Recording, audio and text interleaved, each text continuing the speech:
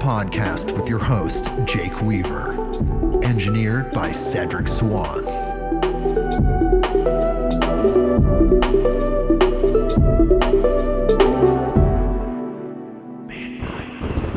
Hey everybody, we are back with another episode of Midnights on Earth.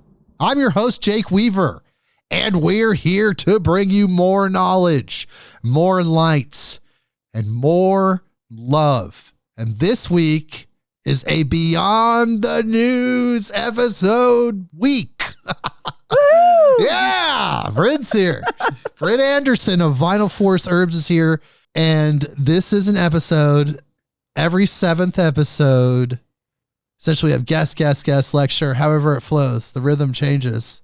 But every 7th episode, we do a Beyond the News episode where we go through Earth's news feed, all the various sources, mainstream sources mostly, to find these stories that are out there that are showing incredibly strange things, but also just forward development, futurism, the other things that are happening on this planet. There's just a lot going on. So we do this every 7th episode. We go through these stories, Brynn Anderson and I, and they're amazing. So we're going to do that. This is going to be awesome. Brynn, hello. How are you? I'm great. I'm doing well. Thank you. All right. Thanks for having me. Yeah. Happy Beyond fall. the News. We're back. Yes. Happy fall at this point. So we just went through the equinox. I just want to say happy equinox. So cool to be back. The Beyond the News episode where I really just get to stretch out, unwind, relax, have fun with you guys, the audience, which I appreciate so much. I definitely lovingly appreciate all of you out there listening. The listenership grows every single day. I want to thank you all for spreading the word, those that are, and just everything. Thank you. Things are doing really well. And I love these episodes. We're focusing on Earth. You want to hear about some of the weird, wacky stuff that's going on? That's what we're doing. We're focusing on our wonderful little blue, tiny planet that we live on, this little living entity that's floating in space. It's going to be very cool. But before we do that, people, I need you to do something for me. Go to bluecobracbd.com. That is bluecobracbd.com. And there you will find Blue Cobra CBD oil, the highest quality CBD oil on the planet. Period. Absolutely period. And the reason that is that the CBD is extracted from the hemp, put into the oil, using a proprietary method called the HIT extraction method. This was developed by a man named Howard Hitt, and it involves no chemicals, no solvents, no gases. Nothing unnatural was used in the production process. And the hemp is 100% organic, Oregon-grown hemp.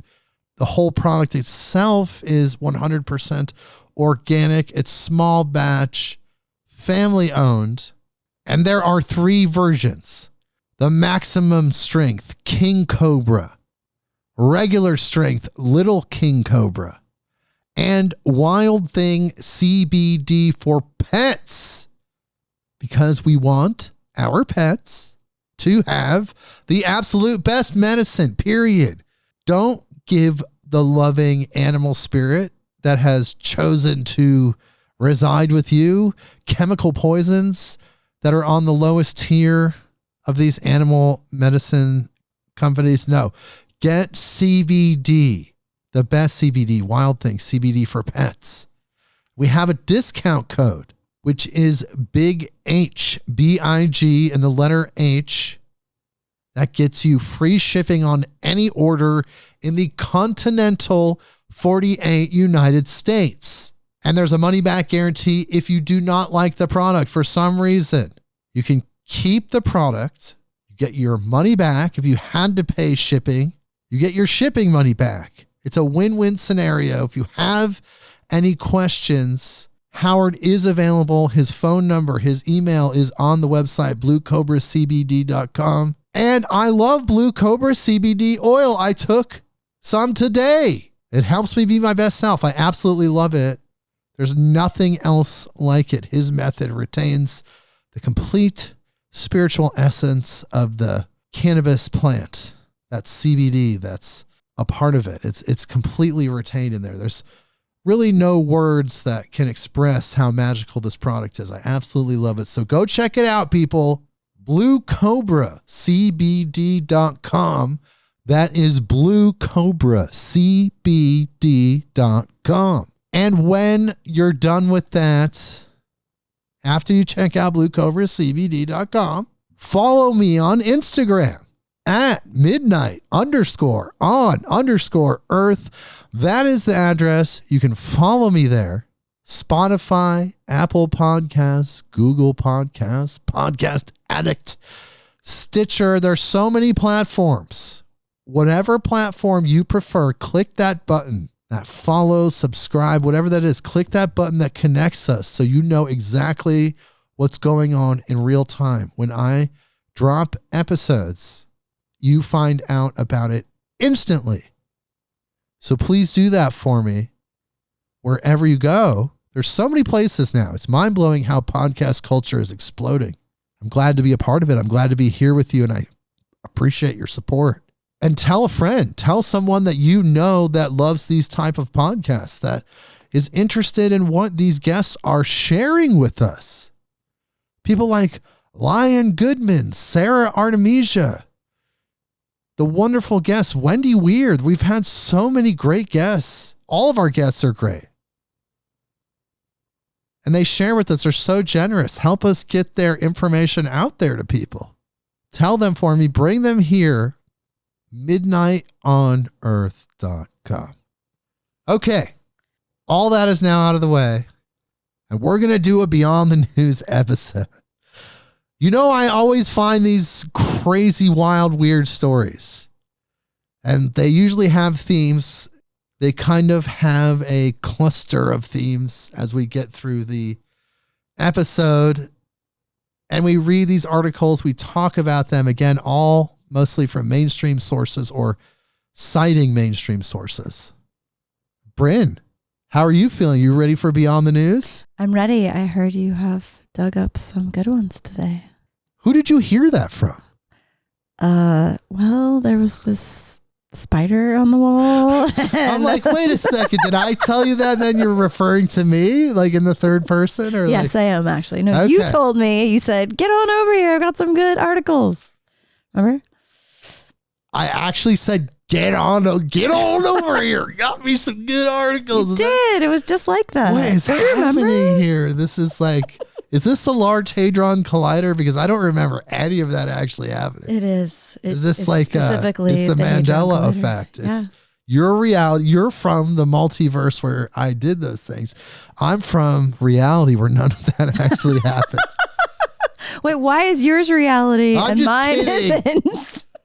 We're all in our own little realities, aren't we? Exactly. It's so amazing. Okay. I may have heard you differently than the way you I'm glad said. Word on the street is that I've dug up some great articles because we usually do. Okay. Let's hear them. I don't know if there's ever duds. Email me if there's a dud. Email me. Just email me. How about that, people? Talk to this guy. If you want personal feedback, I've given personal feedback. I love connecting with you guys. It's been amazing. People send me messages via Instagram or emails directly or through the message box on the website. And it gets to me, and I deeply appreciate the feedback, and I love it. And feel free to email me more. Let's build a community. If you happen to listen to the afterthought after Lion Goodman's episode, you'll know that I mentioned Patreon and Facebook groups and different things that are on the horizon for expanding Midnight on Earth. And we're building community. That's what we're doing. We're building community. I want you to be a part of it. The show's growing.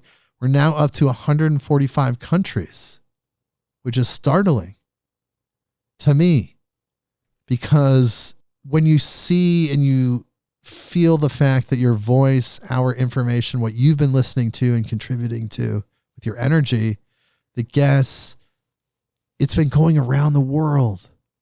Other continents, places I've never been to, like Africa, and several countries in Africa, almost the complete continent.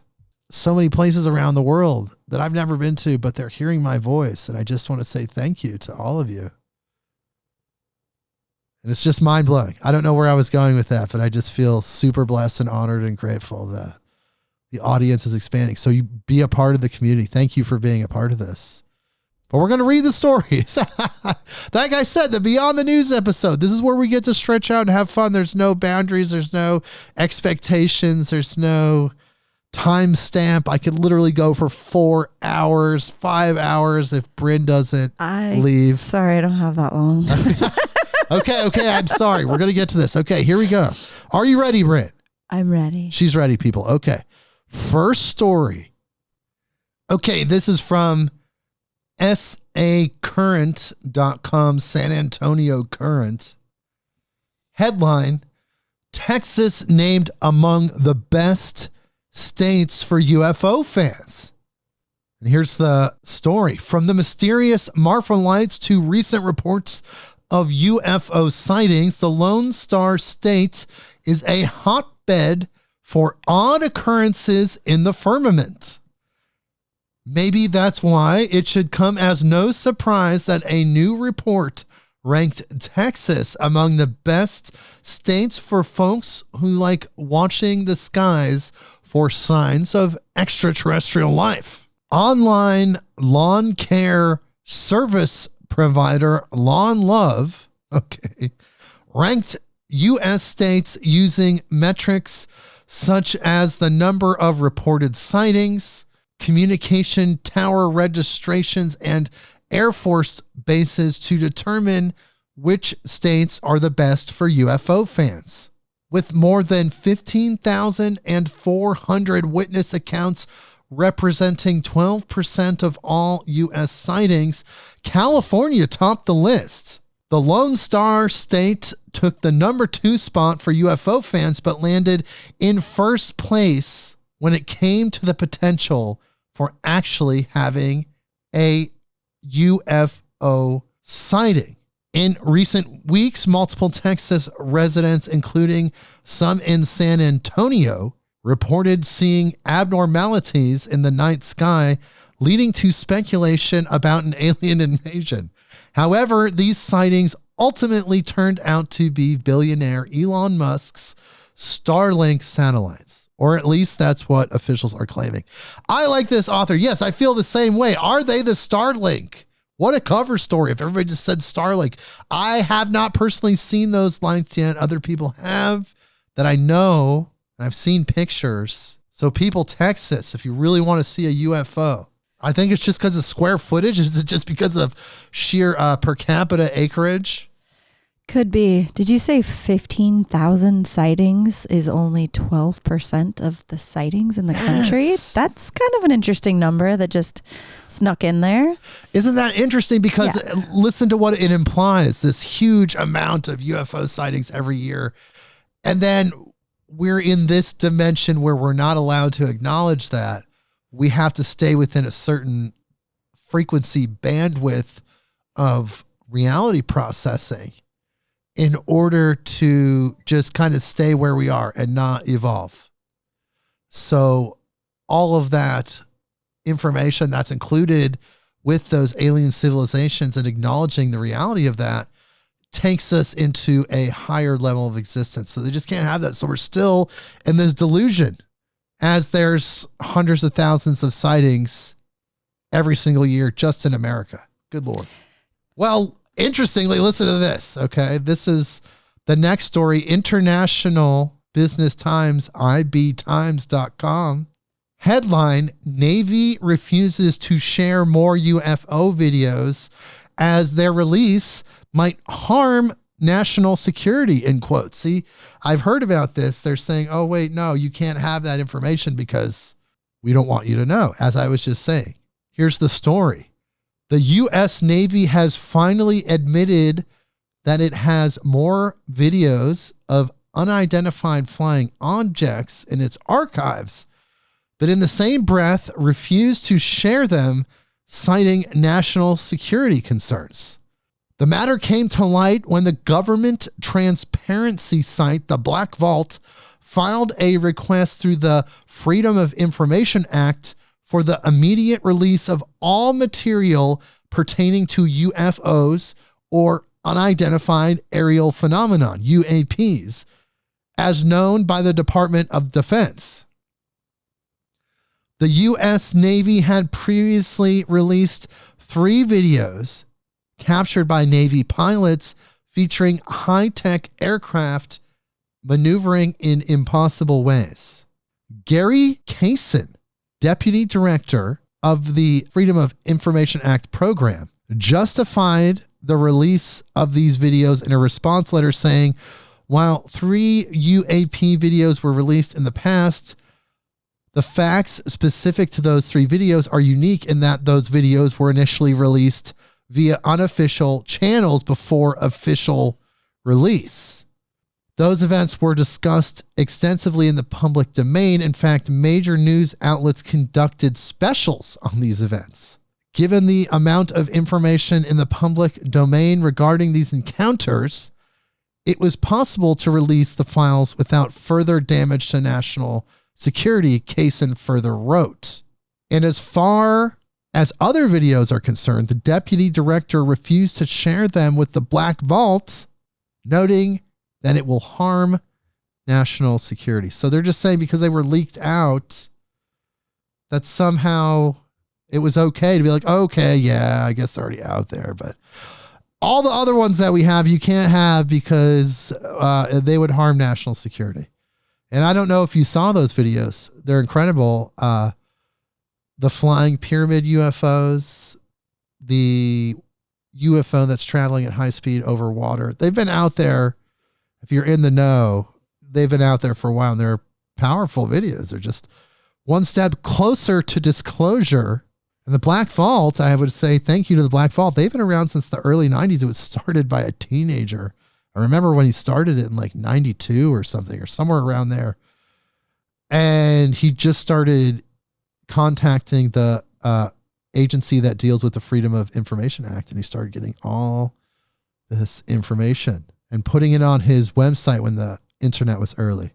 Did you see, I don't know, maybe it's in one of your articles. I believe is it the National Security Administration or something? They were coming up with a new logo and it has a flying saucer in it. It's like, yes, I did hear about that. And then they took it out. Oh, they did. Okay. Cause I just saw the picture. It had like a rocket, a airplane, a satellite, and then a UFO right at the bottom, like a little flying saucer at the bottom.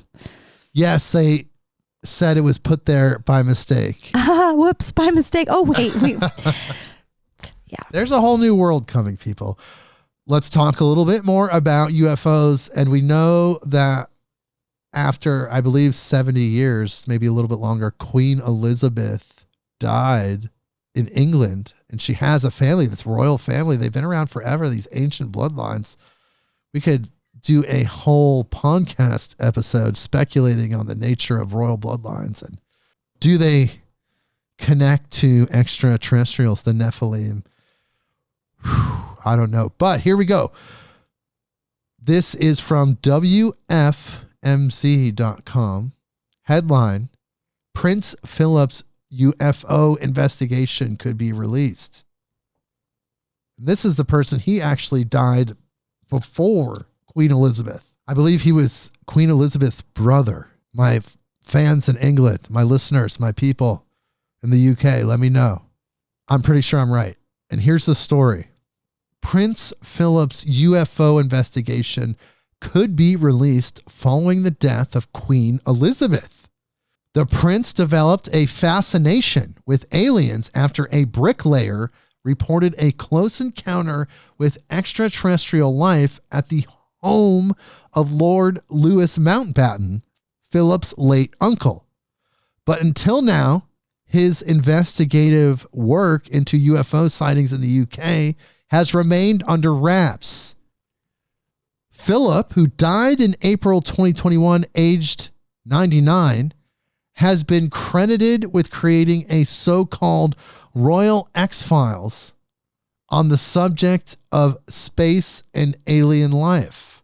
And the royal family are now facing calls for the investigation to be made public, the Daily Star newspaper reports. The work previously remained a secret during the reign of the Queen. Nick Pope, the ex-Ministry of Defense official who was in charge of the UK government's UFO desk between 1991 and 1994, claims that Philip and Sir Peter Horsley, his ex-RAF associates, spent years investigating alien sightings. He also claimed Philip's interest in the subject was deliberately kept under wraps during the reign of the late monarch, as it would have caused a stir. Lord Mountbatten, who was assassinated in August 1979, and Prince Philip are said to have talked extensively about the possibility of extraterrestrial life. And Richard Dolan, an expert on the UFO subject, is convinced that the late monarch was aware of the conversations between Philip and his uncle. So he was into UFOs. His bricklayer told him a story. It's interesting. That's like how information came to him from the outside world, like from one of his like laborers. Right, exactly. He's like, wait, what? What's going on out there? Yeah. And then that's interesting. It's been suppressed. We'll see if it comes out. I don't know. There's more coming out. You know, you have celebrities talking about it. Here is IB Times, again, ibtimes.com, International Business Times, headline, Miley Cyrus, famous pop star, Miley Cyrus was once chased down by a yellow UFO, quote, "It fucked me up." That's what she said. Yeah. I had no idea. Here's the story. Miley Cyrus once had a close encounter with an extraterrestrial being that left her shaken. During an on-call interview with fashion designer Rick Owens, published in Interview magazine in October 2020, the 29-year-old singer claimed that she once saw a UFO while driving through San Bernardino, California.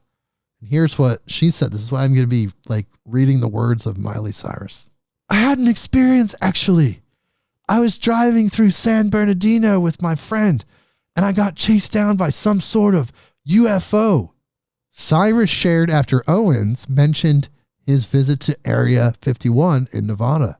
She continued, the best way to describe it is a flying snowplow. It had this big plow in the front, and it was glowing yellow.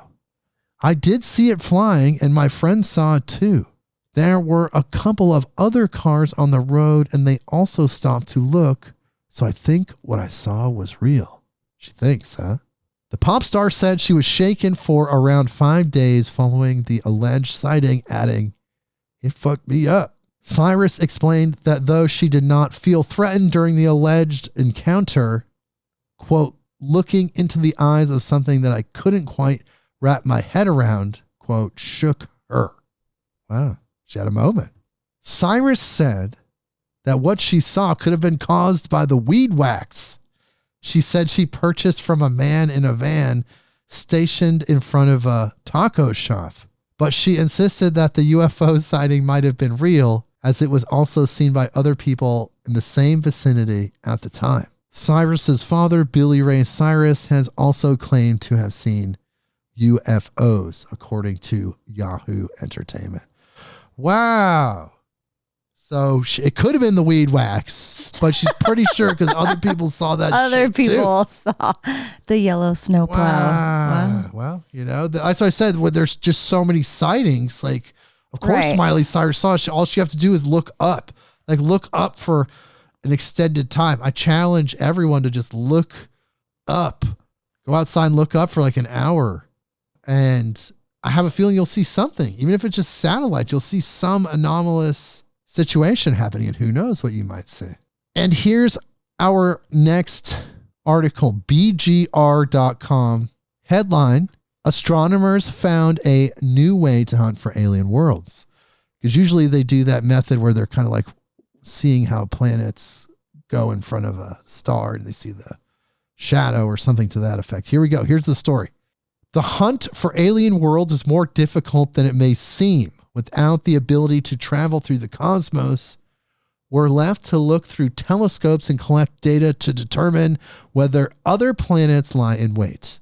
Now, though, astronomers say they may have figured out a new way to make the search for these alien worlds much easier. And it relies on a technique that looks for debris fields. Feng Long, a postdoctoral fellow at Harvard and the Smithsonian Center for Astrophysics, says she discovered a possible new technique that can make finding worlds much easier. Instead of relying on blindly sifting through data, Long looked for materials and fields of debris at the Lagrange points. She published a paper on the technique and her findings in the Astrophysical Journal Letters. The Lagrange points can be thought of as parking places in space. These points are notable because they act as an intersection of the different gravitational fields between celestial structures.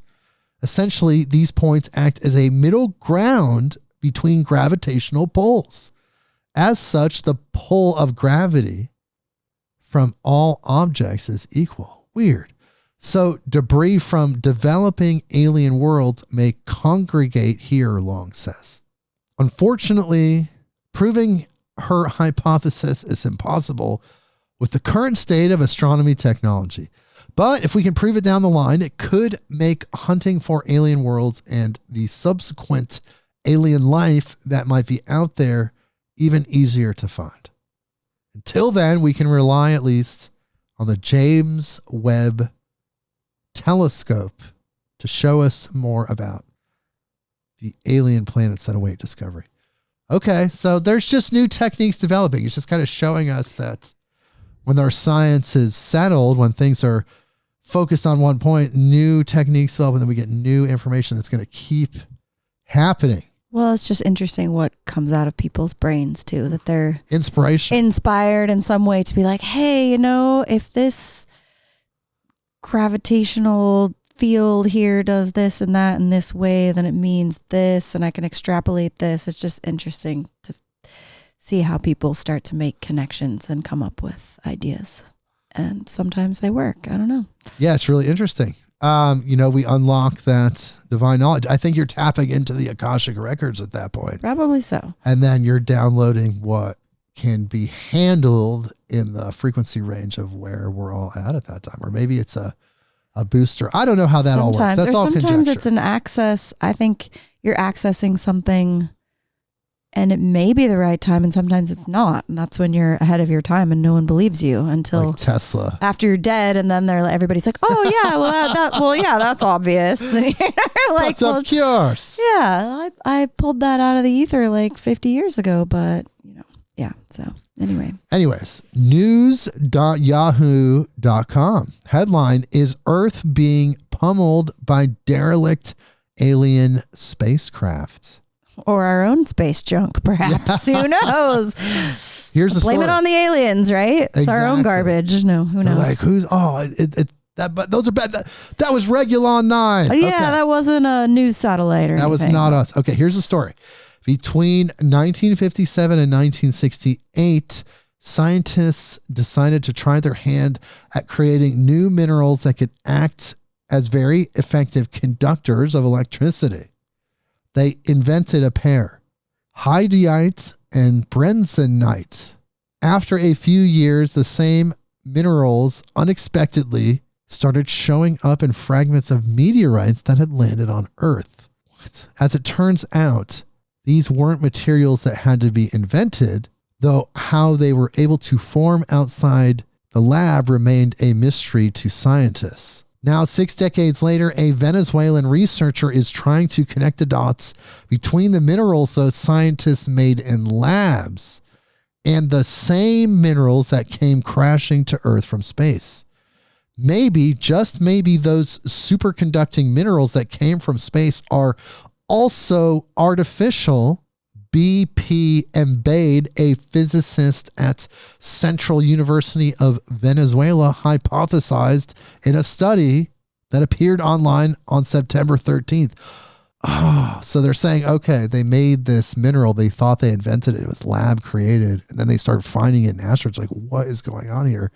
There's a lot of layers to that. You can unpack that one and talk about manifestation and willpower and the responsive universe. Saying, oh, you think you created that? It was always there. You're like, very, very strange.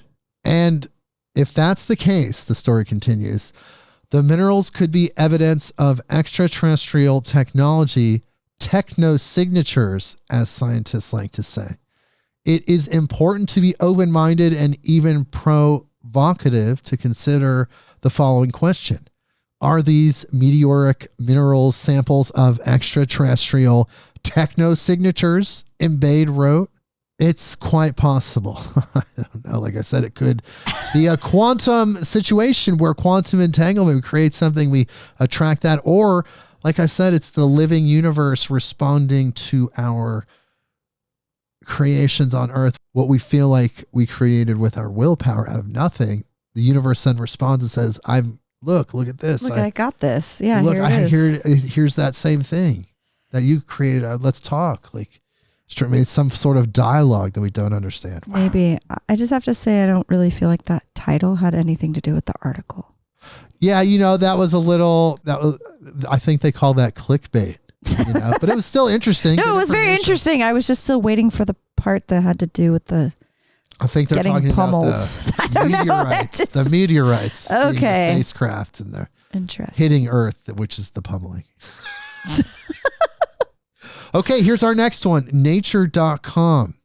Headline. Webb telescope wows with first image of an exoplanet. I heard about this. They actually took a picture. Brynn, can you see this picture? I can see the picture. That's it. That's our first out of our solar system planet from another solar system. Whoa. It's so detailed. It looks like a lamp in the distance. It looks like another Earth. Like, can you see the continents and stuff? Or no. No. Okay.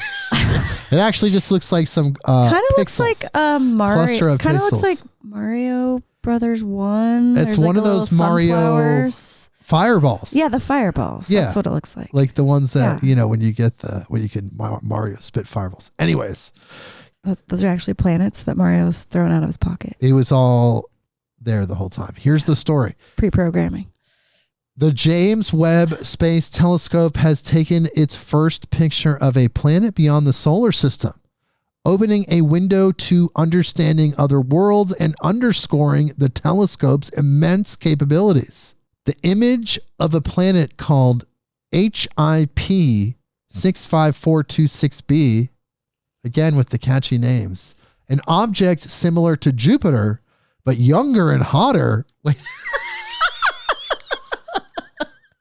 going to have to change the name then, like that's not going to work. They're going to have to call it like Roxy or something.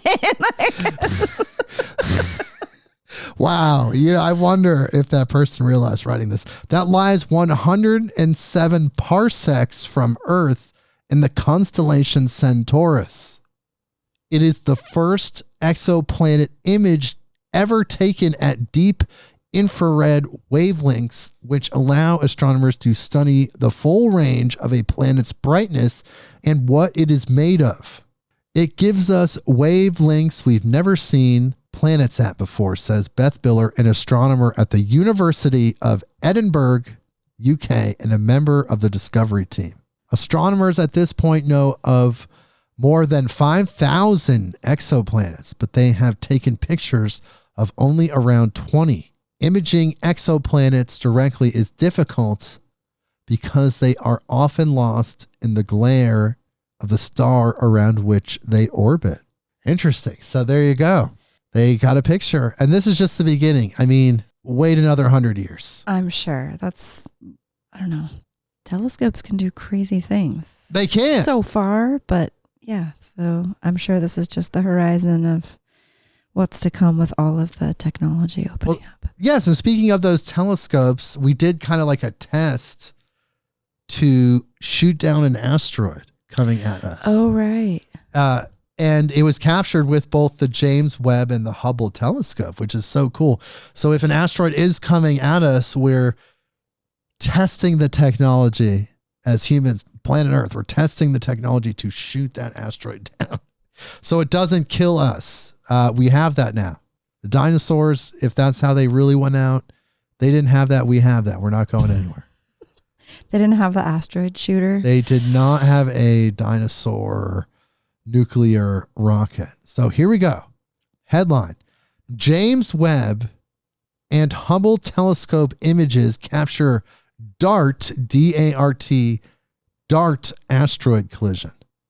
Here's the story. NASA made history this week after an attempt to slam its DART, which stands for Double Asteroid Redirection Test spacecraft, into an asteroid nearly 7 million miles away, proved successful. While NASA shared some close-up images of the impact, it observed the planetary defense test from afar as well, thanks to the help of the James Webb and Hubble space telescopes. On the surface, the images aren't exactly the most striking things we've seen from either telescope, but they could help reveal a lot of valuable information.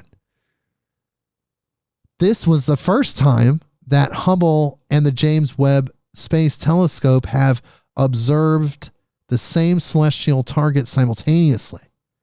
While that was a milestone for the telescopes in itself, NASA suggests the data they captured will help researchers learn more about the history and makeup of the solar system. They'll be able to use the information to learn about the surface of Dimorphos, and this was the asteroid they were dealing with, and how much material was ejected after DART crashed into it and how fast that material was traveling. Oh, so it didn't even like destroy the asteroid, just like took a chunk out of it. So they were just like, we just want to see what happens if we take a chunk out of an asteroid 7 million. I was going to say 7 million miles away. It took about 10 months for DART, which is about the size of a vending machine, to reach Dimorphos, the asteroid.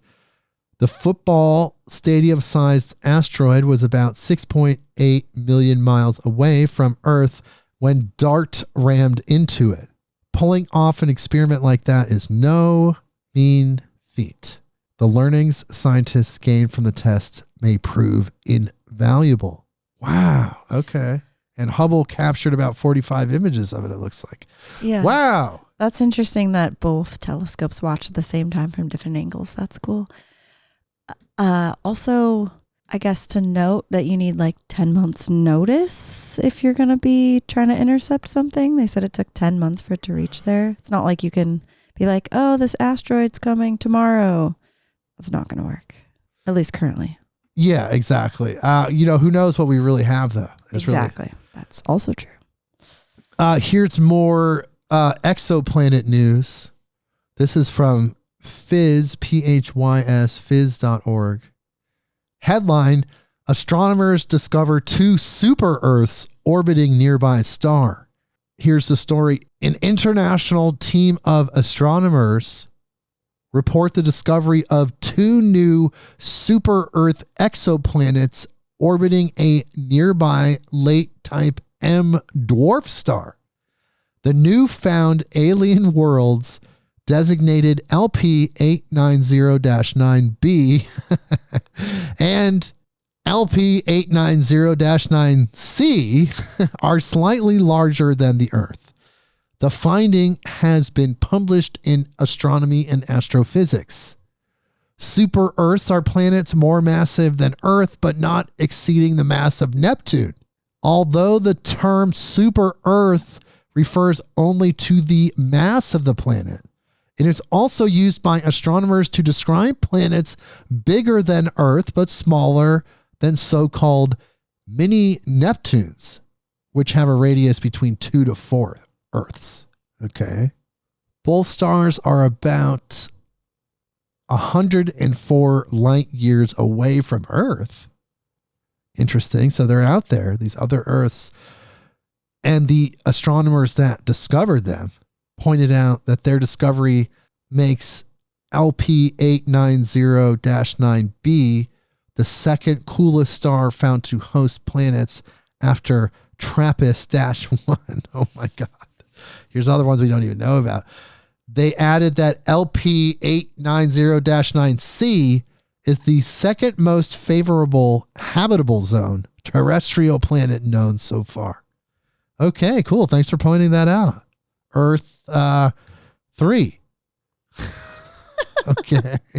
Yeah, we're going there for next spring break.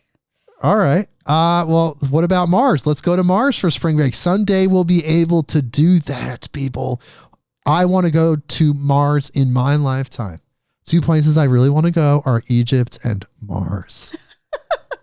So they're both kind of sandy places. So we'll see. Maybe there's a connection there. Maybe they both have pyramids.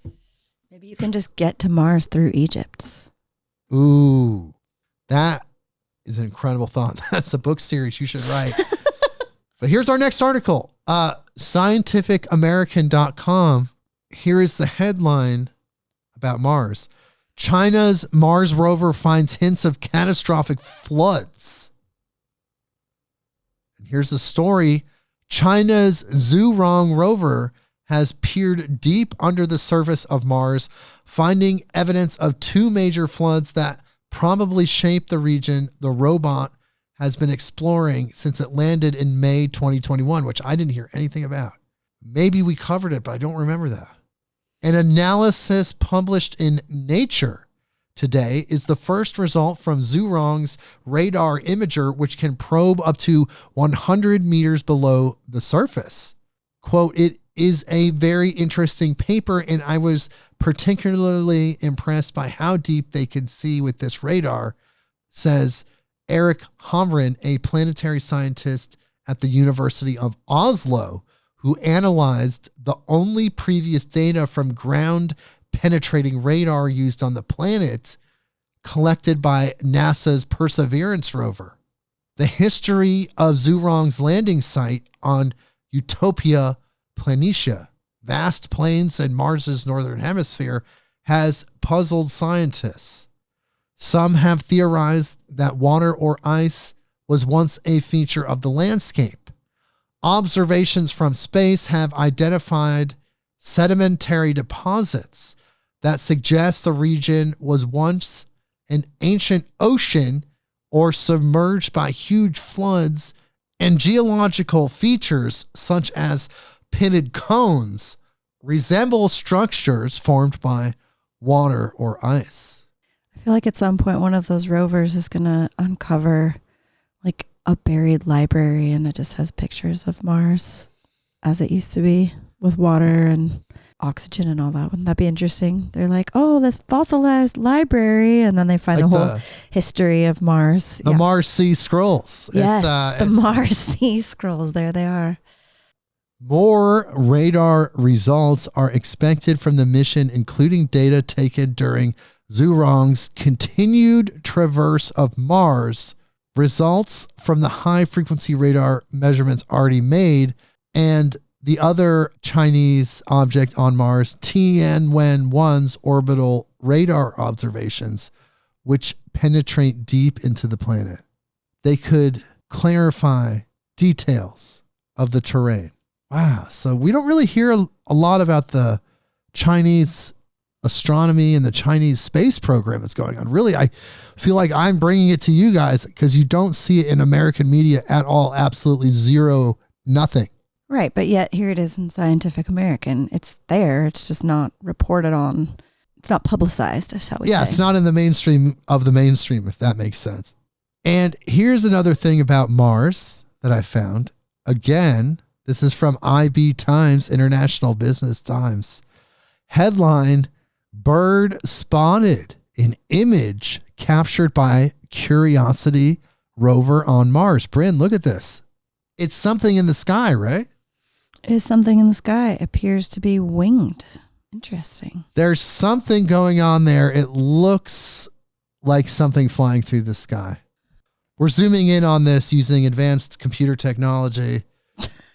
And it does look like zoom feature.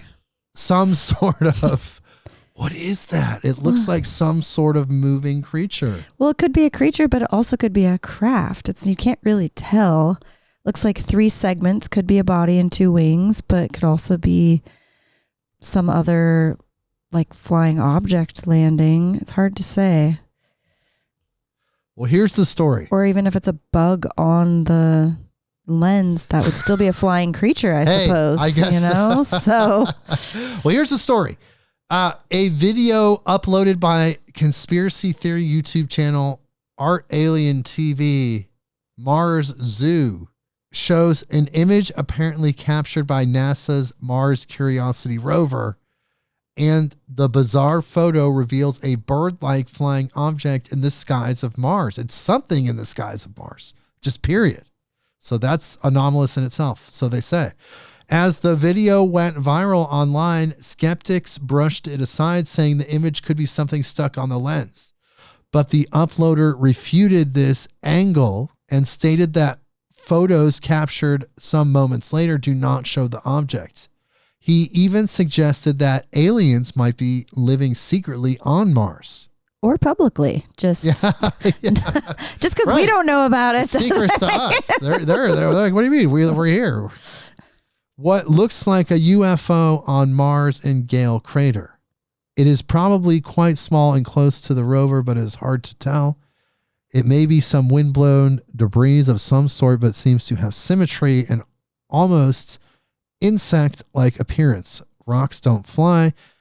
An open mind is required when viewing images from other planets. One day, our very survival may depend on it, wrote the uploader, the person who uploaded that, in the video's description. It almost looks more like an object than an animal to me when you zoom in, honestly. But I don't know. I don't know either. But it's not like, it has sections, oval sections. Go look tell people where to look. Go look at it. The IB Times, like bird, Mars, Google it or whatever search engine you use. Put it in your search engine.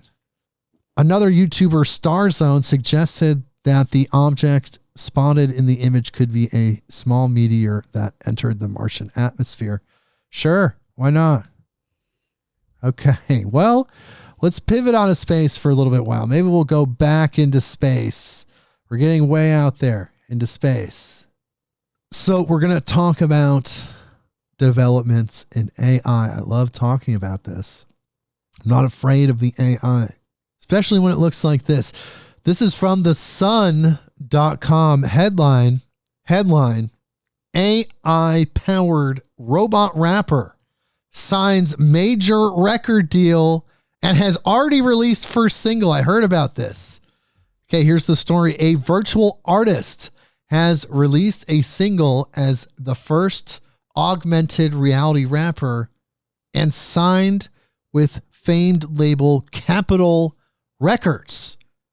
With face tattoos, gold grills, and a fast-paced cadence, FN Mecca has all of the unmistakable traits of today's rappers except a real body. Capitol Records Executive VP of Experimental Marketing and Business Development told Music Business Worldwide that FN Mecca's record meets at the intersection of music, technology, and gaming culture. The song was released as a royalty-free project catered to streamers on YouTube and Twitch who can use the track without monetization or takedowns. Really, does that mean? I guess that means we must listen to it. So let's listen to it. Or maybe not. Maybe we won't do that. I don't know. It could be too inappropriate. I know it's very inappropriate from what I understand, and I'll tell you why in just a second. Anthony Martini, co-founder of the VR company that developed FN Mecca, said the rapper was designed using thousands of data points compiled from video games and social media. We've developed a proprietary AI technology that analyzes certain popular songs of a specified genre and generates recommendations for the various elements of song construction. Lyrical content, chords, melody, tempo, sound, etc., Martini explained to Music Business Worldwide last year. Most of the song is engineered by AI programs, but FN Mecca is still voiced by a human artist. Engineers at Martini's factory are aiming to change that in time. Okay, so it's not as AI as they say. They're just trying to push that out there, get some clicks and views. I get it. The lyrics are generated by AI. But the story continues. Are you ready for this? Because this all happened while I was doing these interviews since the last Beyond the News episode. So here we go. This is from xxlmag.com. And the headline is Capitol Records drops virtual AI rapper FN Mecca following backlash. Here's the story. Grand opening, grand closing. Just days after news broke that AI-powered virtual rapper FN Mecca had signed a deal with Capitol Records, the label announced it has dropped the bot following backlash. On August 23rd, a rep for Capitol Records released a statement to XXL confirming its decision to part ways with the rapper. Here's the quote. CMG has severed ties with the FN Mecca project effective immediately. We offer our deepest apologies to the Black community for our insensitivity in signing this project without asking enough question about equity and the creative process behind it. We thank those who have reached out to us with constructive feedback in the past couple of days. Your input was invaluable as we came to the decision to end our association with the project. The opposition to FN Mecca apparently received a strong push from what is called Industry Blackout, a unified body of Black people in the industry committed to changing the community, in quotes. That's how they describe themselves on Twitter. And they released a statement against the project, calling it an, quote, abomination and disrespectful to real people who face real consequences in real life. Apparently, there was lots of intense language that just didn't resonate with people. So it's gone. No more recording contract. You lost it, buddy. Yeah, it seems kind of weird. You got canceled already. Well, it seems kind of weird to just aggregate lyrics and from other songs without understanding what any of it means. It's like, oh, this is popular, this is here, this is there, put it all together and it makes a song. Like without analyzing the content or what that really means for people. Like if humans... There's no soul behind it is what you're saying. It's just an aggregation of common phrases and cliches. Very much cliches and yeah. I hear you. Okay, so interesting. That's what it seems like anyways. The AI continues. This is from news.yahoo.com. Headline, revolutionary artificial intelligence makes quantum physics 99.99% simpler. We're making quantum leaps. So listen to this. This is so cool. If you can wrap your head around this, here's the story. Scientists have reduced a vastly complex quantum physics problem requiring 100,000 equations to just 4 equations using artificial intelligence. The team hope that the dimensionality reduction method could revolutionize scientific investigation into quantum problems, leading to breakthroughs in ultra-efficient material design. Wait, you said dimensional reduction? Method. Yeah, that's what they call it. Yeah. Hold on. Let me get my dimensional reduction. It's really interesting. Wow. That is interesting. Potential outcomes could include new materials that have useful properties like superconductivity or have applications in fields ranging from neuroscience to renewable energy. Physicists have grappled how to deal with the way the electrons become quantum mechanically entangled, meaning they cannot be treated individually within the formula and then require vast computational power to figure it out. Using a neural network, the team were able to train it over many weeks to find a small set of equations that generated the same solution as the method that involved thousands of equations. And here's a quote. A neural network, sounds like a being. Here we go. Here's the quote. When we saw the result, we said, wow, this is more than what we expected. Dr. De Sante said, we were really able to capture the relevant physics. The scientists now hope to test the approach on more complex quantum systems that involve electrons interacting at long distances. So they let the AI look for the common patterns of equations. It's incredible what's coming. We're going to be making quantum leaps to vast and strange places like Uranus. There's a competition to go to Uranus. It's Uranus. Is it really? It is. Is it potato or tomato? I don't know, but it sounds better when you say Uranus.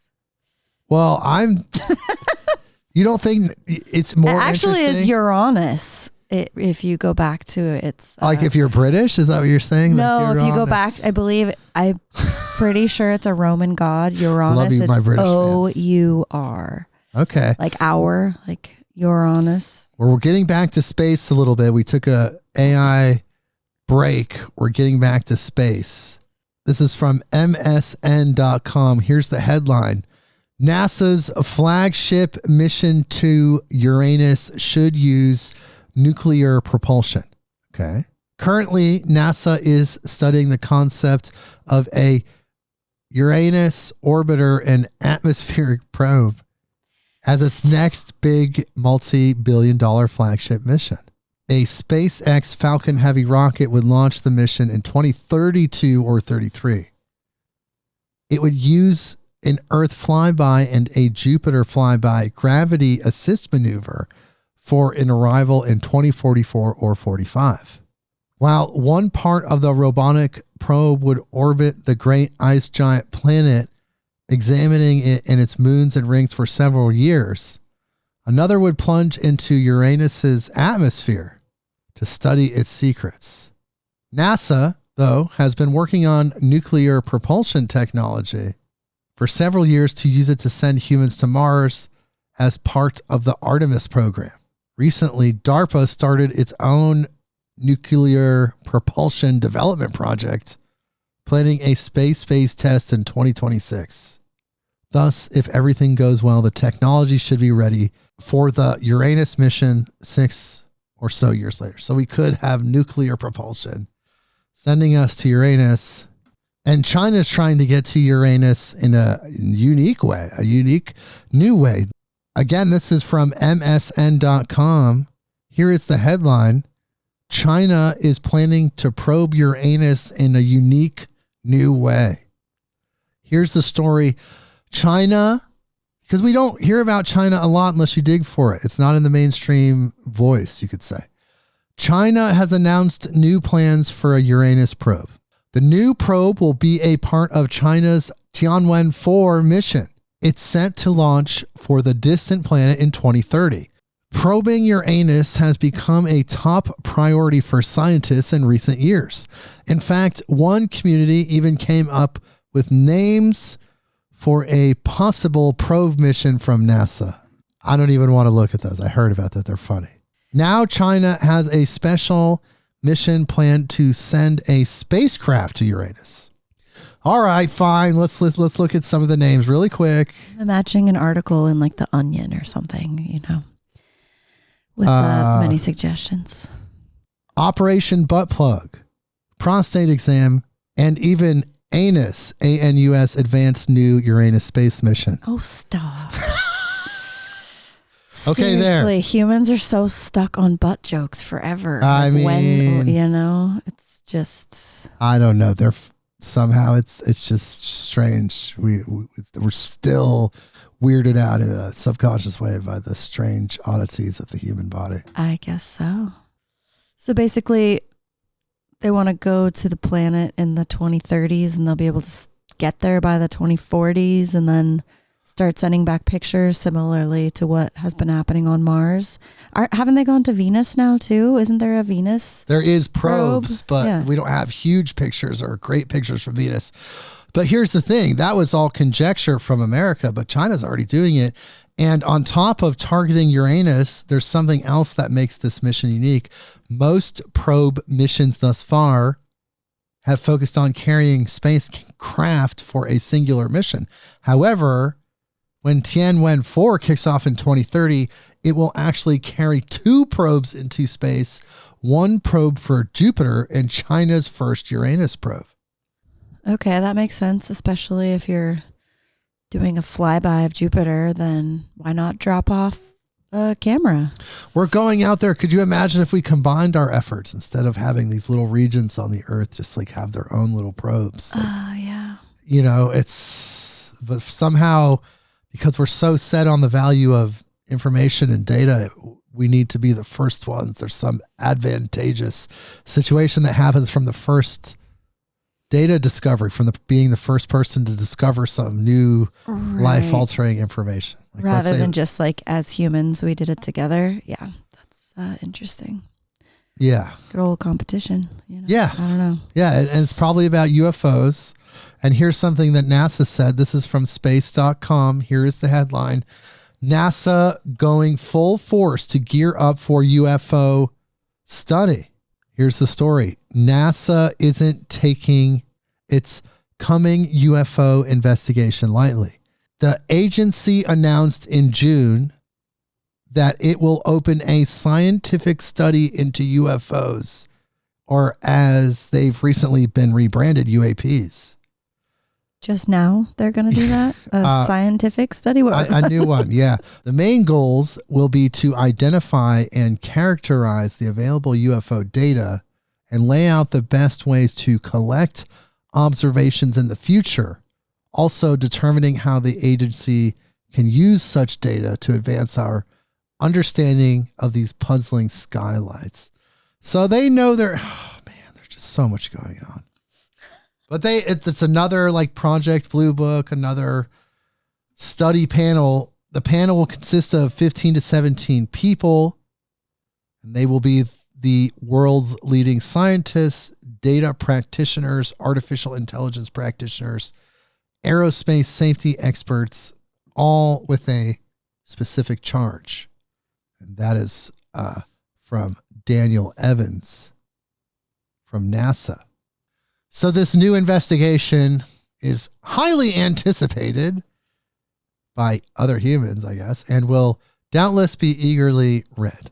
And not just by diehard believers in the UFO community, but others as well, the mainstream.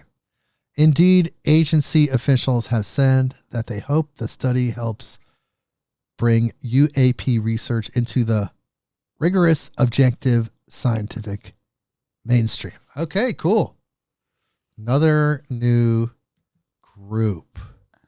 Okay, this one is really cool. This one is really cool, and it's going to have an audio component. This was reported on in a lot of places, but we're just going to pick one. We're going to listen to this. This is going to be so mind-blowing. So NASA has recorded the sound of a black hole. They've used their probes and they've edited it in a way that can be heard by human ears. So, is this kind of like the sounds that have been recorded from the planets themselves? Like that kind of thing where they've got exactly microphones out by whatever and the planet's like singing its song? Is the black hole song? Or? Exactly. And NASA said that the idea that there's no sound in space is merely a misconception. And the misconception that there's no sound in space originates because most space is a vacuum, providing no way for sound waves to travel. A galaxy cluster has so much gas that we've picked up actual sound. Here it's amplified and mixed with other data to hear a black hole. So this is what they're saying a black hole sounds like. NASA has released this. Mixed with other data. Is that like other ingredients on a like food label? Like you don't know what it is? Like what's the other? Is it really the black hole? Well, what's the other data? This is what they say it sounds like. This is audio approximating the sound of a black hole. Okay. So here we go. Let's listen. Ready, guys?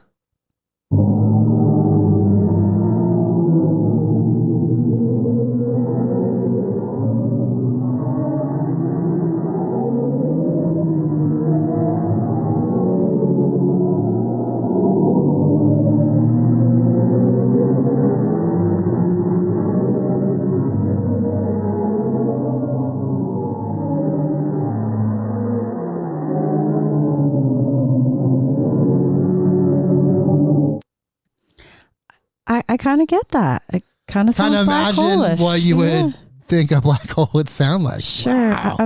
I was getting some racetrack. I was getting some like everything going into some crazy portal. That was interesting. Okay, well, let's get back to Earth. On the other side of the black hole. On the other side of the black hole, on the other side of meat, beyond meat. You know about that? It's like the pea protein burgers. Yeah, I actually was just reading something about how it was like 25 GMO patents or something. Like it's super just crazy. Eat the Beyond Meat. Not. Well, it makes you aggressive potentially. Here, this is from KSN.com. Beyond Meat COO, Chief Operating Officer, arrested for biting man's nose near Razorback Stadium. Maybe he's just really hungry after just living on Beyond He was just Meat. like, I just need some real meat. No.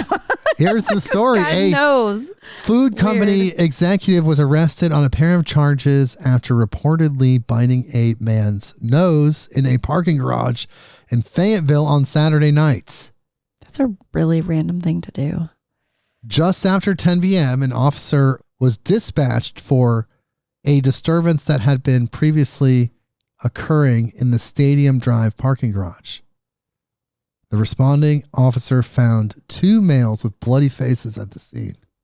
The officer spoke with both parties and a witness and determined that Ramsey was allegedly in the traffic lane of the structure, attempting to leave when a Subaru inched his way in front of Ramsey's Bronco, making contact with the front passenger's side tire. Ramsey got out of the vehicle and allegedly punched through the back windshield of the Subaru. Look, bro, you need to chill out on the Beyond Meat if that's what it's going to make you do. Holy cow. And it's how do we know he's eating what he sells though? And it's just know that. It's just a sub company of Tyson Foods, which really they're creating mass-produced foods all over America, potentially all over the world. So there you go. I thought that was interesting. I didn't know specifically they were owned by Tyson. I mean, it makes sense. These people that are making your Beyond Meat, they're beyond human. So just stay. They might bite your nose off. Opinion, so watch out. In my humble opinion, and IMHO, stay away, because you never know what could happen next. Okay. Here's another story. We're just going to do some weird ones for a while. That's what this is, Beyond the News. Local10.com. Headline, Miami Beach Commissioner thinks putting bounty on iguanas could curb growing population. Holy cow. Here's the story. They're invasive and destructive. And in the last few years, Miami Beach residents say the iguana population has been expanding exponentially. Video from several days ago shows an iguana hunter paid by the city shooting and collecting the scaly critters. But city leaders who met recently will be quadrupling the budget for iguana remediation and looking into more solutions. Like iguana burgers. There you go. Beyond iguana. By phone, Miami Beach Mayor Dan Gelber said last year's budget for iguana removal was $50,000 and has been up to $200,000. He would like to tackle the problem on both private and public properties. I had no idea. Did you? Iguanas taking over Miami? And this is what Commissioner Kristen Gonzalez said. I don't know, dead or alive, but if we pay per iguana, we're going to get more iguanas, she said. People are going to go out and hunt them for money. I think that's a better use of our money. Wow. It's then what, I wonder? Iguana hunt-a-thon. If you need any extra cash, it can be a side hustle. If you're in Florida, you can be an iguana hunter. I'm not sure how much they're paying per iguana because, you know, they have old genetics. These iguanas, they've been around for millions and millions of years. Kind of like this next story. MSN.com headline, scientists discover 380 million year old heart stunningly preserved. Wow, life is so old. Here we go. A 380 million year old fish heart found embedded in a chunk of Australian sediment has scientists' pulses racing. Their heart's still pulsing all these millions of years later. Not only is the organ in remarkable condition, but it could also yield clues about the evolution of jawed vertebrates, which include you and me, humans. The heart belonged to an extinct class of armored jawed fish called arthrodires that thrived in the Devonian period between 419.2 million and 358.9 million years ago, and the ticker's a good 250 million years older than the jawed fish heart that currently holds the oldest title. But despite the fish being so archaic, the positioning of its S-shaped heart with two chambers led researchers to observe surprising anatomical similarities between the ancient swimmer and modern sharks. And here's the quote, evolution is often thought of as a series of small steps, but these ancient fossils suggest there was a large leap between jawless and jawed vertebrates, says Professor Kate Trina-Gistic, a vertebrate paleontologist at Australia's Curtin University and co-author of a new study on the findings. These fish literally have their hearts in their mouths and under their gills, just like sharks today. So they could be ancient sharks from millions and millions and millions of years ago. But it's the oldest one found so far on record, 250 million years older than the oldest one. So we're at 380. I don't know. Wow. Do the math on In a that rock, one for me. just hanging out there. God. It's pretty wild. Okay, look, not all of our news is good, but it is strange and weird. And this is some of the stuff going on Earth. So this one's a little darker, people, but this is what's going on. I want to report on this. This is from abcnews.go.com. Headline, lawsuit alleges child marriage, rape in Utah polygamous sect. Here's the story. Women who were members of a Utah polygamous group said in a lawsuit that they were forced into underage marriages in which their husbands raped them and that they had to perform child labor in the group's businesses. Jesus Christ. The Northern Utah-based Kingston Group, also known as The Order, arranged such marriages so that the girls would become pregnant and beholden to their husbands, and the group alleges the lawsuit filed Wednesday in state court in Salt Lake City. Order girls are taught from birth that their primary purposes in life are to be obedience, a submissive wife, and to bear as many children as possible, the lawsuit states. Jesus Christ. Of Latter-day Saints. The group sought to maintain pure Kingston blood by arranging marriages between cousins and other close relatives and come on. shunning relationships that weren't between white people, the lawsuit alleges. Well, some of them escaped. It sounds like they got out and now they're free and they're trying to sue these people. But the Kingston Group is not affiliated with a polygamous group based on the Utah-Arizona line that is run by imprisoned leader Warren Jeffs, who is serving a life sentence in Texas for assaulting girls he considered brides. Jesus, this is just so brutal. No, polygamy is not legit. Polygamy is a legacy of the early teachings of the mainstream Mormon church, which abandoned the practice in 1890 and now strictly prohibits it. Wow. Whoa. Brynn, you're from Salt Lake City. What do you think about that?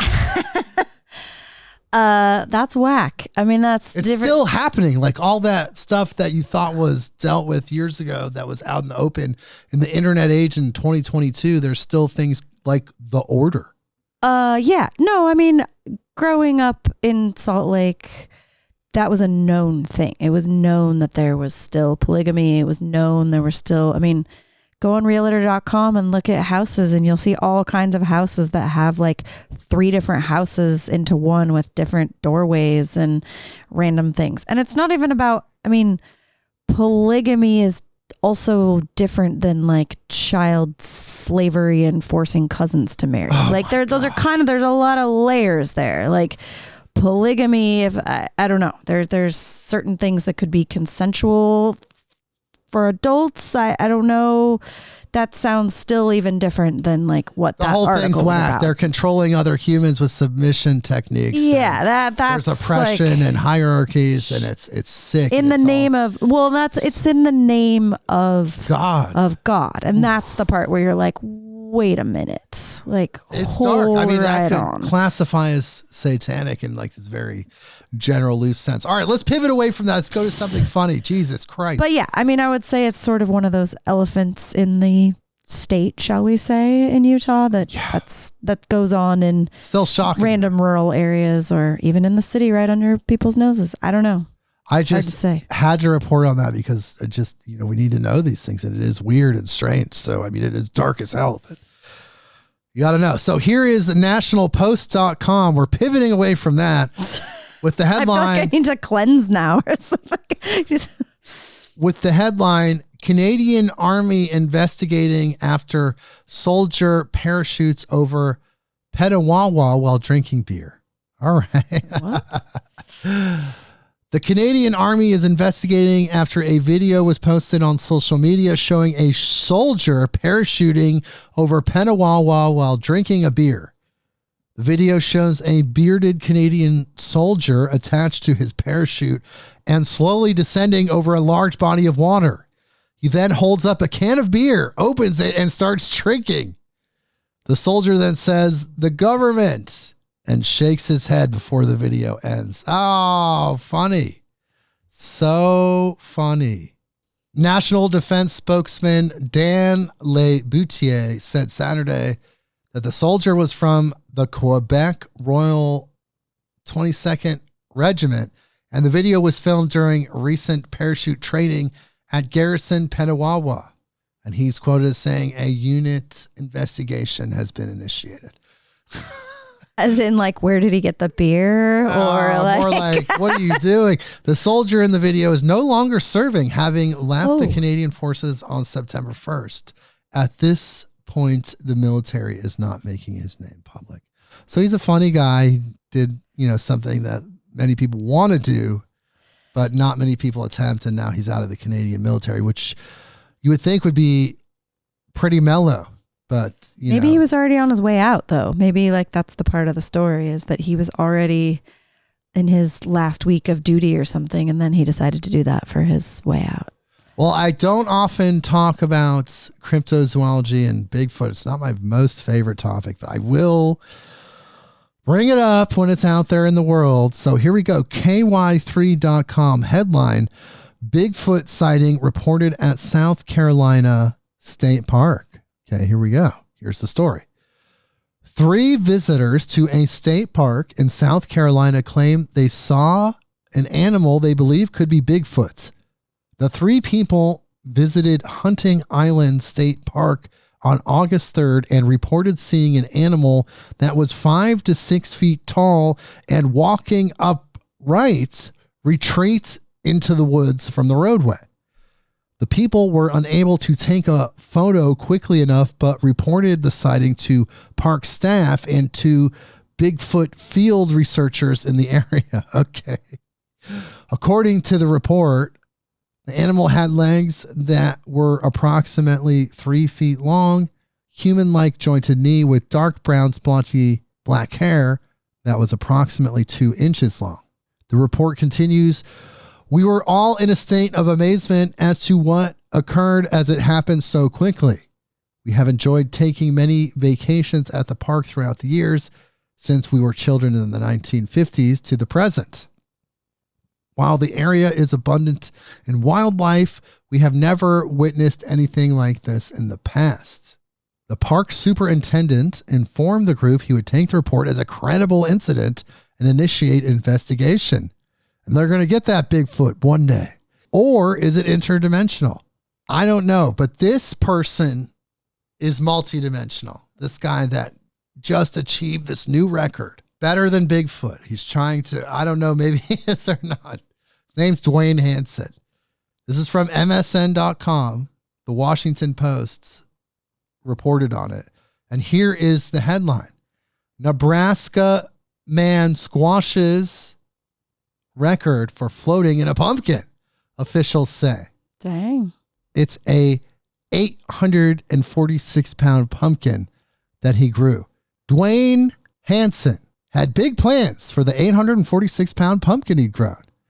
He'd been trying to grow a pumpkin that big for nearly a decade, but it just wasn't for show.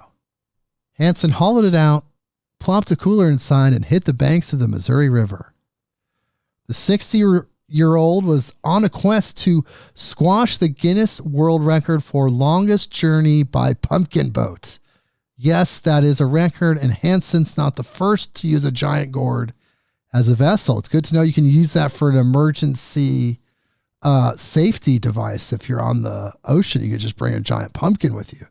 Yeah, I usually have one of those in the back of my car. Don't you? Officials in Bellevue, Nebraska announced Anderson's record on Saturday, just hours after he'd completed the voyage to Nebraska City. Congratulations, Brynn, for smashing the world record. They wrote in a Facebook post, we are proud that you started this record-breaking 38-mile journey in Bellevue. Wow, 38 miles in a pumpkin down the river. That sounds kind of fun. You know what else is fun? Is some other things that could happen on Earth, like gummy bears. Gummy bears are fun, right? Oh, yeah, they're fun. Well, this is from theguardian.com. Headline, wind turbine blades could be recycled into gummy bears, scientists say. Researchers designed composite resin for blades that can be broken down to make new product, including candy. Great. So if we weren't already questioning the ingredients in our food supply, let's just eat the wind turbines and quit complaining. Exactly. This is the story. The next generation of wind turbine blades could be recycled into gummy bears at the end of their service, scientists have said. Researchers at Michigan State University have made a composite resin for the blades by combining glass fibers with a plant-derived polymer and a synthetic one. Once the blades have reached the end of their lifespan, the materials can be broken down and recycled to make new products, including turbine blades and chewy sweets. I thought you were going to say not the new generation of wind turbines, but the new generation of people eating these wind turbines. Well, the thing is that with wind power, those huge blades, they just go in landfills at the end of their life cycle. When they're done, it's huge waste that nobody talks about in that world. But to combat the waste, researchers designed a new form of resin. Digesting the resin in an alkaline solution produced potassium lactate, which can be purified and made into sweets and sports drinks. Here's a quote. We recovered food-grade potassium lactate and used it to make gummy bear candies, which I ate, said John Dorgan, one of the authors of the paper. Okay. Good luck with that, people. Don't eat. The wind turbine gummy bears are coming. Watch out. Here's some things to watch out for. This is from abc.net.au. Headline, kangaroo attacks leave coast town residents scared to leave home. The kangaroos are on the loose. The little fuzzy kangaroos. Oh, dude, they'll get you. Here's the story. Residents in the small coastal town of Maroom on Queensland's Fraser Coast can no longer enjoy their afternoon walks. What? The quiet little town of around 220 permanent residents is under siege by a growing mob of kangaroos. Growing mob of kangaroos. That is something I've never heard. That's like the children's book. It's a sentence you don't hear every day. No. Perfectly manicured coastal lawns can at times be occupied by more than 15 kangaroos. But it is not enough to deter keen fishers and gray nomads on their travels. Caravan park manager Karen Sutcliffe had to warn visitors to be cautious around the kangaroos. Here's what she said. There are too many to count, really. They're constantly hopping around the park in between caravans. People are just walking around with a big stick now. They're just so quick and you just don't know what they are. Okay, sounds like she's got kangaroo-ophobia. What do they do exactly? I didn't know kangaroos were aggressive. Like, are they actually, they're attacking people, or jumping on them, biting them? What's going on here? They're really not doing much. It looks like they're just running at people and the people are just freaked out. They're saying kangaroo attacks, but there's no actual information about kangaroo attacks in this article. So they're not attacking. They're just around. Okay. Or maybe they're so big and they're like jumping at people, so they feel like they're going to get trampled or something. I suppose that could be considered attack. I wonder if they're out of food. Like, it doesn't, maybe their habitat's been destroyed and they're like, hey, we're going to eat your grass. You guys got any sandwiches? Or... Oh, well, here's the truth. It says while there actually are only a few attacks with kangaroos in Queensland, mostly they're dealing with male kangaroos, and it's usually a territorial or mating display. Okay, so there's just kangaroos all over this one town. It's freaking everybody out. They just don't know. It's unsettling. They just don't know what can happen. It could go in any direction. Like this situation could go in any direction. From the MiamiHerald.com, here's the headline. Disoriented bear rescued after getting high from mad honey, Turkey officials say. Oh, dang. Park rangers found a disoriented bear cub that ate a hallucinogenic type of honey, according to officials in Turkey. High on mad honey, the baby brown bear lay on the brush-filled ground of a national park in Dutse, Turkey on August 11th, Reuters reported. The bear sat in odd positions, partially slumped over and disoriented, photos shared on Twitter by Turkey's Ministry of Agriculture and Forestry showed. Park rangers put the bear into the back of their pickup truck, where she wobbled around looking confused and sat dazed and sprawled out. The bear was exhausted after consuming the large dose of honey, the ministry said. And what is mad honey? It's a type of honey that comes from a specific species of rhododendron flowers. The nectar of these flowers has granotoxin, a neurotoxin that acts like a drug when consumed. In small amounts, mad honey causes hallucinations and a high buzz. In overdose amounts, the honey causes vomiting, diarrhea, loss of consciousness, and other illnesses. Wow, I've never heard of that one before. Yeah, me neither. It's going to be a Turkish mad honey from rhododendron nectar. It's a specific species known rhododendron as delibal in Turkish. It's very, wow. Okay, so, and the bear got high. They had to throw it in the back of the truck till it chilled out a little bit. And animals like psychedelics, huh? They just found it and off he went. Yeah. The bear of the honey. He didn't know what honey he was getting into. Or maybe he did. And we had bears high on psychedelic honey. Well, how about psychedelics that don't get you high? I want my money back. But here we go. This is from news.unchealthcare.org. The headline is, scientists create non-psychedelic compound with same antidepressant effect. Here's the story. While illegal for recreational use, psychedelic drugs are showing great promise as treatments for severe depression and anxiety, as well as alcohol addiction and other conditions. Some advocates and scientists believe the actual psychedelic trip, hallucinations, and profound emotional experiences are what lead to long-lasting therapeutic effects. Other scientists speculate that if the trip could be eliminated from such drugs, that only the therapeutic effects might remain. Wait. So the trip isn't the therapeutic effect.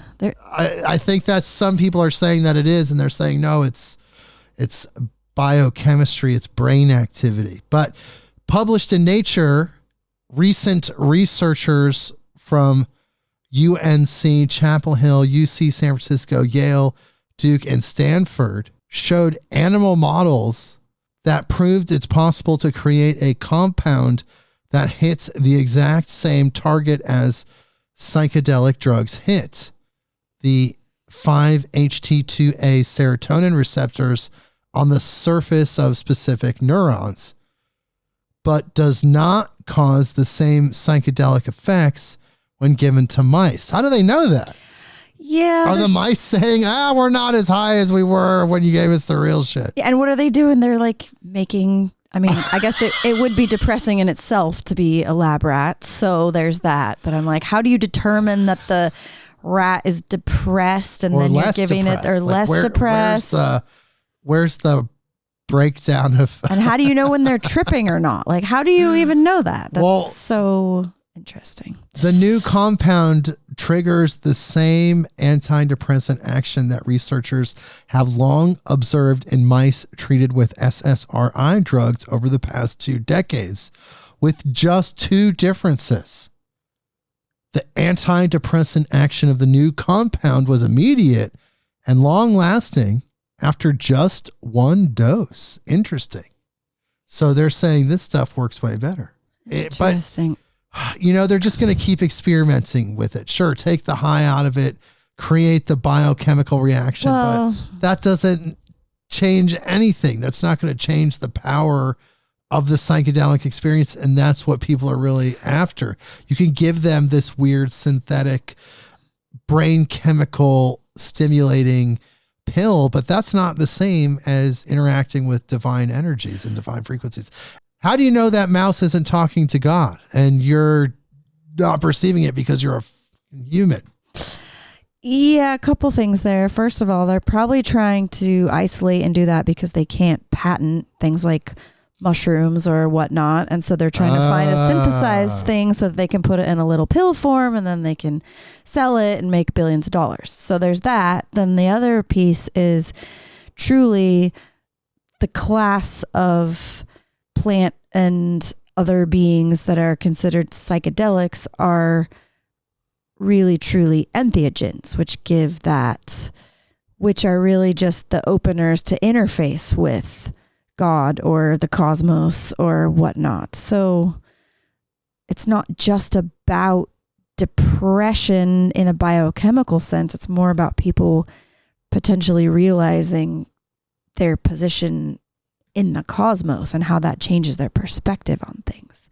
But I don't know, leave it to pharmaceutical science to narrow it down to biochemical. Well, we've talked about these companies that are investing billions. We've reported on that in the past and previous for sure. Beyond the News episodes, but this is different. This is trying to create the back end of the experience without understanding the spiritual aspect. Again, it's a very typical physical reaction to the experience. The logical mind tries to physicalize, to create a physical model of this multidimensional experience that can heal us. And this is what nature.com is saying in our next article. Headline: The Psychedelic Escape from Depression. And the subheadline is: Clinical trials suggest that psilocybin, the active ingredient in magic mushrooms, can provide durable remission from an increasingly common mental health condition. And here we go. This is a little bit about my home state here, Oregon. Here's the story. In January 2023, Oregon is due to embark on a groundbreaking real-world experiment in psychedelic medicine. This follows a ballot measure in 2020 in which voters called on the state to begin creating the infrastructure needed to make the hallucinogenic drug psilocybin available as a treatment for mental health disorders such as depression and anxiety. And they're also going to be creating like mushroom dispensaries. That's coming as well. Canada made a similar move in January 2022, albeit with far more restrictions, allowing designated clinicians to prescribe psilocybin to people with debilitating mental illnesses such as severe treatment-resistant depression. This drug and the magic mushroom from which it is derived remain illegal in both the United States and Canada, as they are in most countries. But psilocybin is experiencing a renaissance as a potential therapeutic. The most excitement surrounds the treatment of depression, with half a dozen clinical trials showing that a few doses of psilocybin can provide lasting remission for people who have otherwise struggled to obtain relief. Again, that's because of the spiritual, multidimensional experiences that they have while under these natural products. You try to create these pills that cut that part out, you're not going to get the same level of healing. Sounds more like the same Band-Aid approach. Like their symptoms go away, but is it really changing anything? Is it really getting to the depth of why they're depressed in the first place? Are they unpacking all of those things they've stuffed down? Like, who's to say if that process is happening without the trip itself? And how exactly are you asking a mouse if that's happening? just curious. Going back to that one, yes, but people need healing. Stuck on that one. A lot of people need healing, especially this person. This is from WJLA.com. Headline: Man accused of selling human body parts on Facebook arrested. Yeah. Well, thank God they got him, but dear Lord. Yeah, that guy could use some healing. And then this is in Pennsylvania, Cumberland County. Here's the story. A man with a viral mugshot who is accused of selling human body parts on Facebook, I guess that's the place you go and you have body parts, is now behind bars after Pennsylvania police made an arrest. East Pennsboro Township received a complaint about possible human body parts being sold in Enola, Pennsylvania. Police were then led to the house of Jeremy Pauley, where an investigation was conducted after police were able to receive a search warrant for the property. In his residence, people, get ready for this. Gotta take a breath. In his residence, Pauley was confirmed to have 3 full skeletons, approximately 15 to 20 human skulls, and buckets containing 15 gallons of human remains and organs such as livers, brains, kidneys, etc., according to the affidavit. The documents state Pauley was found to have purchased these human body parts via Facebook. Again, it must be the place to go. From a female in Arkansas named Candace Scott. They found a sales receipt, and this is what he got for $4,000. 1 whole head minus the skull cap, 3 brains with the skull cap, 1 heart, 1 liver, 1 lung, 2 kidneys, 1 full female pelvis, 1 piece of skin with a nipple, 4 hands. Again, $4,000. Partridge in a pear tree. Oh, God. Oh, my God. An investigation by Arkansas FBI was able to determine that the remains were stolen from a mortuary in Arkansas. That mortuary was connected with the University of Arkansas, who had used the mortuary as a way for students in medical fields to study real human bodies, which is valuable, of course. Okay, well, at least they were taken from a mortuary from people who were already dead. That's maybe, whoa. Yeah, no, thankfully he didn't kill anybody. It wasn't like, yeah, whoa. Authorities say that Pauly had admitted to purchasing 2 shipments of body parts from Scott, stating that he was a collector of oddities and that the human parts were purchased through legal means, which is somehow Facebook. Marketplace. You can get a bike. It's legal. It's on there. Anything on there is legal, people. Police also say that they were able to determine that those human remains were then being sold by Pauly for monetary gain. So he was kind of like just this body part hustler in the black market. Like weed, you can't really make money selling weed anymore, or other substances because they're legalized in certain places or they're just so plentiful. Is that like people that do that on Amazon where they buy like 40 pairs of pants for 10 cents each exactly. and then they resell them for $10 each? He's a reseller. He's a verified reseller of human body parts. From this lady that's got a connection to the morgue? Or God only knows. They're like, well, look, this is the best form of recycling. They could just go in the trash. This is biohazards. Just go in the trash. No, he's recycling these. He's selling them at a profit to people that are doing God knows what black magic rituals. I could only speculate. But just to cap this Beyond off, burgers. I mean, who knows? But just to cap this off, Pauly was arrested and released on a $50,000 bond on August 18th on the charges of abuse of a corpse, receiving stolen property, and dealing in proceeds of unlawful activities. Oh, abuse of a corpse. I don't really want to think about what that means even, but yeah.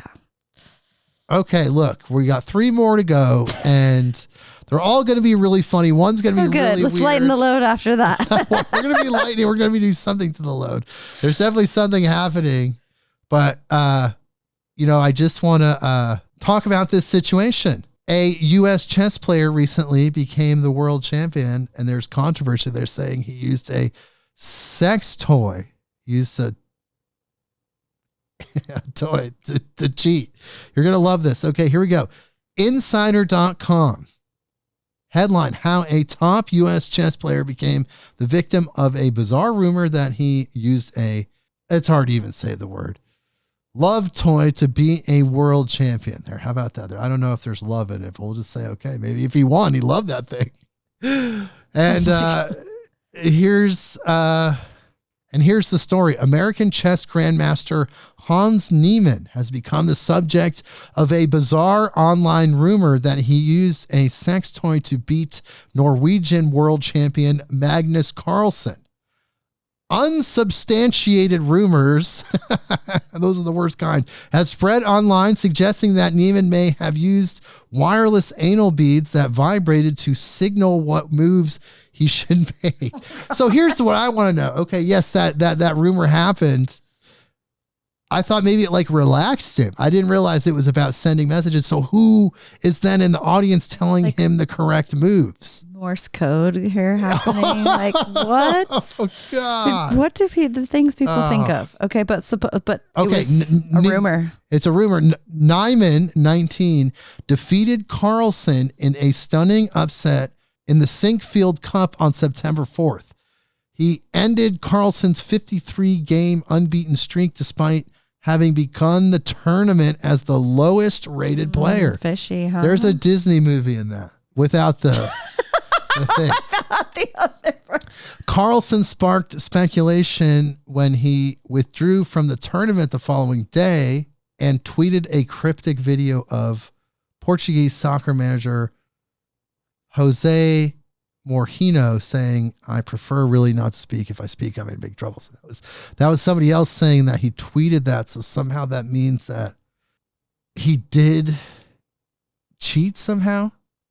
He's denying cheating against Carlsen, of course. And he says, if they want me to strip naked, I'll do it. I don't care because I know I'm clean. You want me to play in a closed box with zero electronic transmission? I don't care. I'm here to win. All right. I suppose if you really beat that guy after and it was just started on Reddit. It was just some person on Reddit. Now Reddit's becoming the news. It's so strange. Yeah.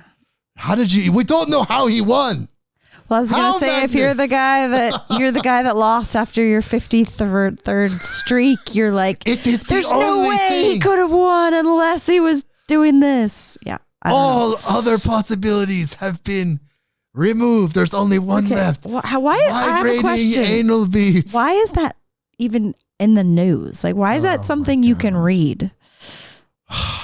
Well, we just did. It was funny because it's funny, but yeah, I guess it's part of the human experience. Who manufactured those wireless anal beads? That's another question that I don't really. Yeah, I don't know anything about it.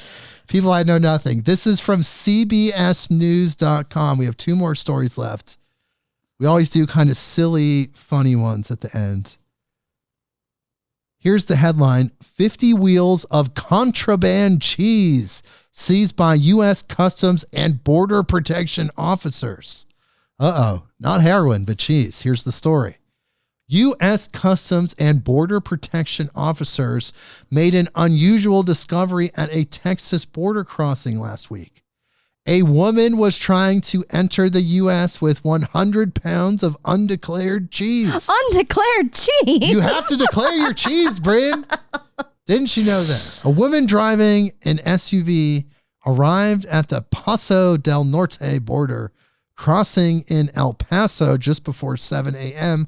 on September 6th, according to a press release from CBP. She was from Albuquerque, New Mexico, and was entering Texas from Mexico. The woman declared 10 wheels of cheese, but when officers inspected her car, they found an additional 50 wheels of undeclared cheese hidden under blankets in the back row of the vehicle. In total, the contraband cheese weighed about 100 pounds. The cheese was seized and destroyed, and the woman received a $1,000 civil penalty. Damn it, you cheese smuggler. What? Why does the cheese have to be destroyed? Because you can only bring back a certain amount.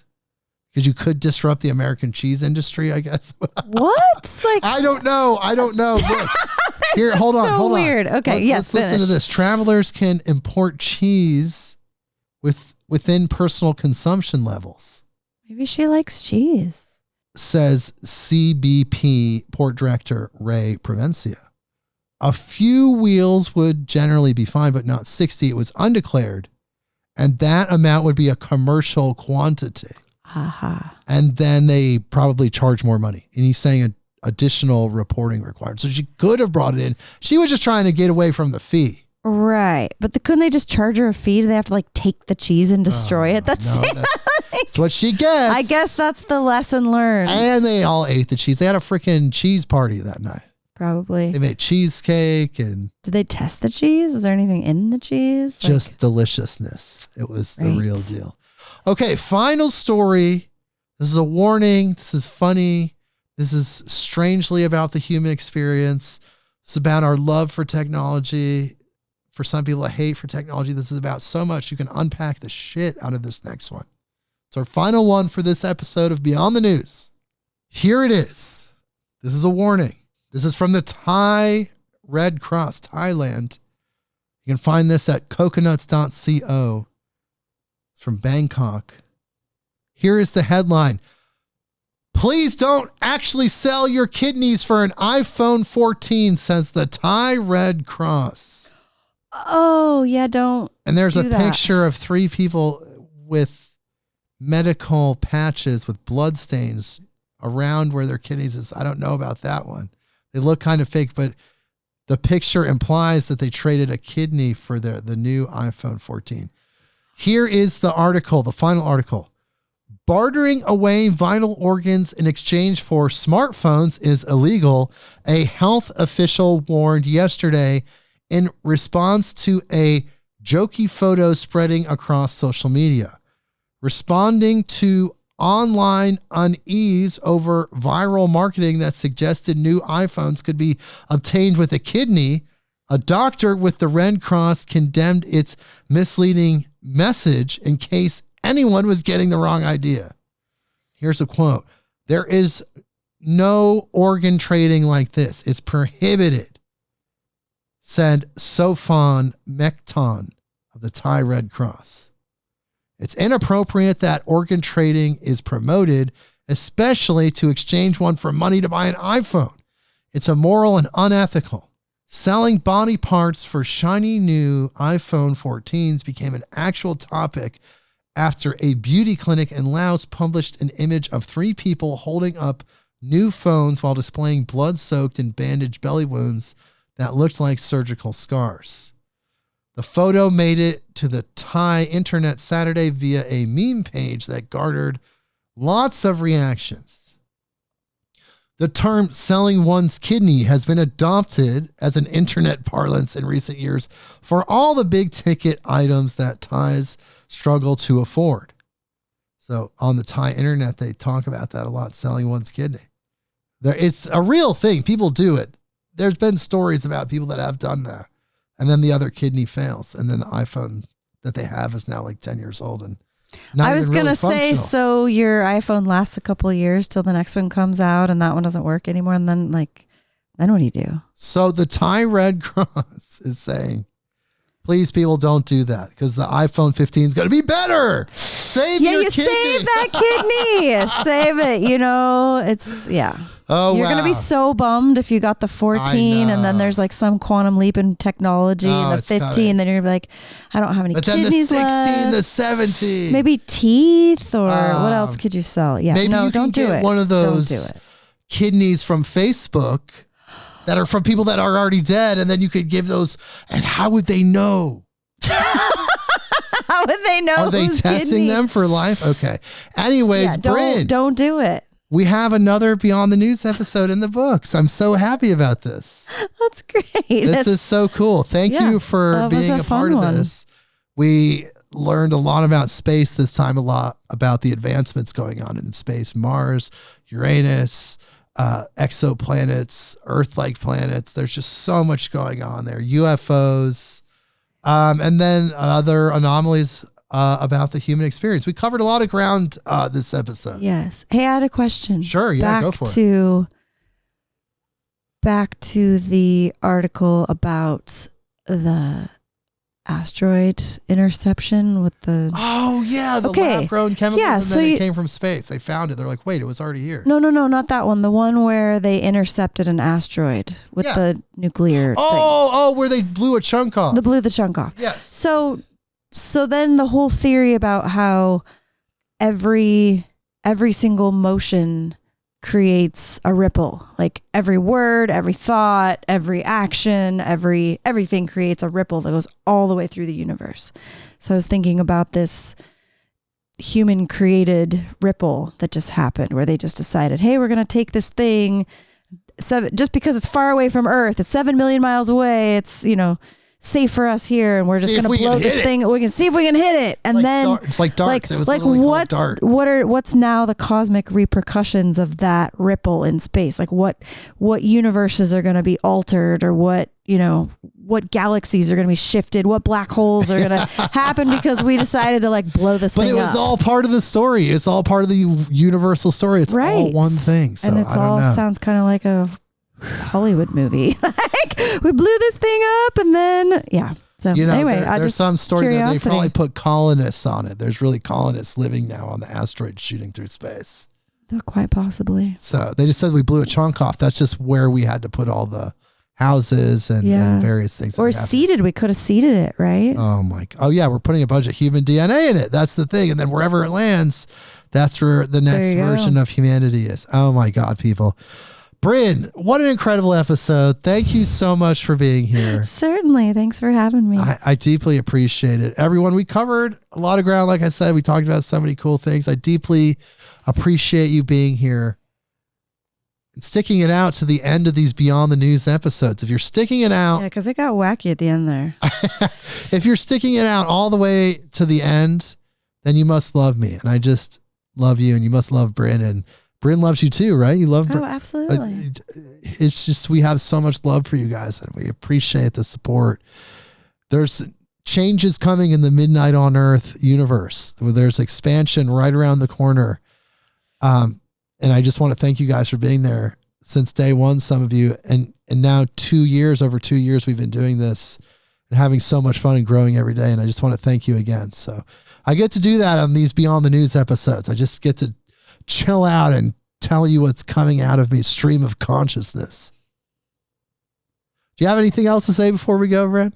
Any final words? I think I'm good. I feel like a lot was said. All you right. Know? Well, you can check her out, vitalforestherbs.com. You know, she has an incredible line. You could do that. That'd be cool. Let us know what you think about that. BlueCobraCBD.com. All of you out there, I hope you're doing well. Let's have a fantastic week. Next Thursday, I'll be seeing you. Email me again, like I said at the beginning. Feel free to email me anytime. Let's connect. Let's grow this community, this Midnight on Earth community. Let's grow it together. Let's connect. Connect with me, people. Connect with Brynn. She's here as well. And we will see you now. Then, between now and then, we will see you next week. Midnight on Earth.